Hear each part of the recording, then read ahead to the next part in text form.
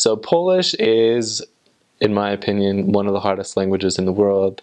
Others will say differently, but I believe it is a really challenging language, regardless of what people say. Maybe not in the top 10, maybe depending on where you look, but it is really challenging. And I was not the best at learning the language, but thanks to the spirit and to our calling as missionaries, I was able to learn it.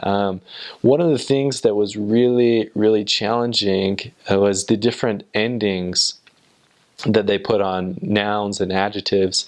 There are, I believe, six or seven different cases. So you have to memorize all these different endings for the words, because they don't have sentence structure. So depending on what you put as the ending kind of determines what you're actually saying in the sentence. And so that was really challenging, and to this day I still struggle at getting the grammar correct, just because it is so challenging, and how they actually formulate their sentences.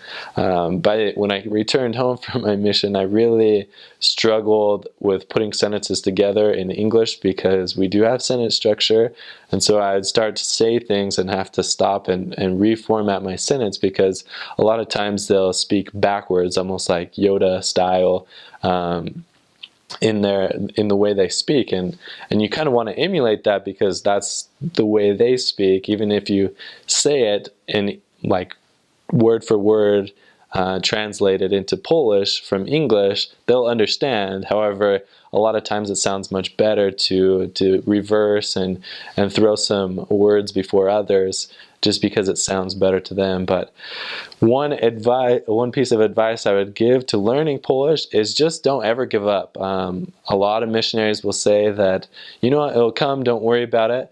I believe in that. However, you have to put in your effort. It doesn't just come without you really pushing to learn the language and memorizing vocab and memorizing the cases, listening to Poles, asking them how to say things correctly. I think is crucial in learning the language, because the better you can learn the language, the better you can teach, and you can preach the gospel.